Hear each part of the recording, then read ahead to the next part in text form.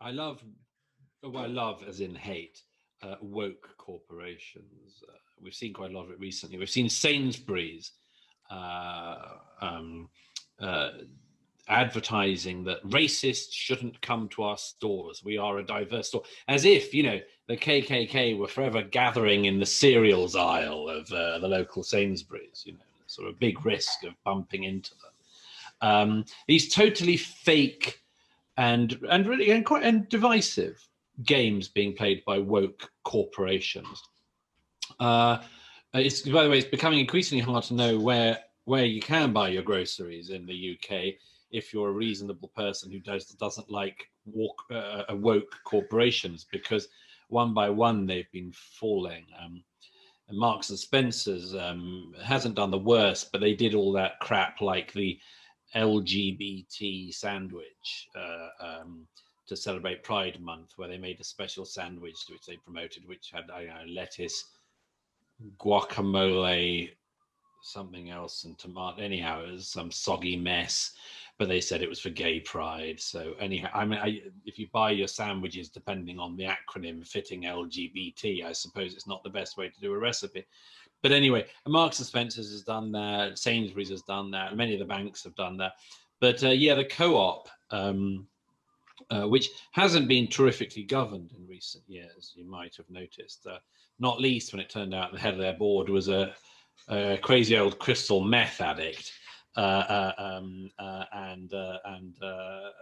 we had great fun he was a Methodist minister as well. I think we ran the headline, The Spectator, on the front page about him with the Crystal Methodist. I was quite pleased with that one. But he was head of the co-op bang, and the whole thing was terribly badly run. And now they've come out as sort of woke co-op, because of course that's what everyone wants when they're buying their pork pies and milk of a morning. The co-op recently got into a fight with the Spectator because somebody who ran the social media account of the co-op responded to a single complainant who said, "How dare, I was so disappointed to see that you've advertised in the Spectator this week, because the Spectator runs anti-trans material." I think the person in question appeared to be objecting, not for once, I think, to me, but to a number of very distinguished left-wing feminists we've published, such as Suzanne Moore, who have written very eloquently and brilliantly and wittily about these issues in the Spectator. Because of course we publish people from across the political spectrum, as long as they can write well and brilliantly. We have a whole range of voices. And anyhow, this person complained about us having the temerity to publish such women. And the co-op said, a social media account said, "Oh, this was a terrible oversight. We're so sorry. It won't happen again, and we won't be advertising with the Spectator again." Well, that got the ire up of quite a lot of us. Our chairman, Andrew Neil, isn't a pushover, and he doesn't like that sort of thing, and he won't have.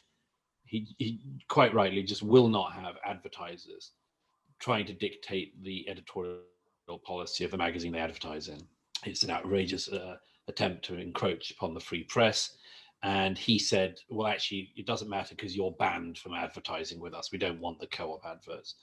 Our editor, Fraser Nelson, took the same line. I went in as the sort of more paramilitary wing of the Spectator in a jihad against the co-op, who I'd like to think just couldn't understand why these three Scotsmen had been woken from their lairs. And anyhow, in the end, actually, we had a groveling apology from the co-op, and it was a good lesson, a very interesting lesson, by the way, because it demonstrated that quite often with these corporations, the people claiming to make those decisions are very young people with relatively little sway in the corporation. They haven't actually passed it by their bosses. This is a very interesting point. They haven't actually passed it by them. They've been given a certain power by being given the keys to the social media accounts. But that's quite different from the heads of the corporations. And in the case of Sainsbury's, for instance, I did this run over of the Sainsbury's board, the board of governors, and the board of the Sainsbury's Bank, and they are all, with one exception, I think, elderly white men. And I said, I think on Twitter, I said, this is what happens. This is you should know now that you think when you're playing these games, oi, KKK, keep out of Sainsbury's. You think that we think, oh, what a wonderful anti-racist organization we are. We don't. We think you've got something to hide.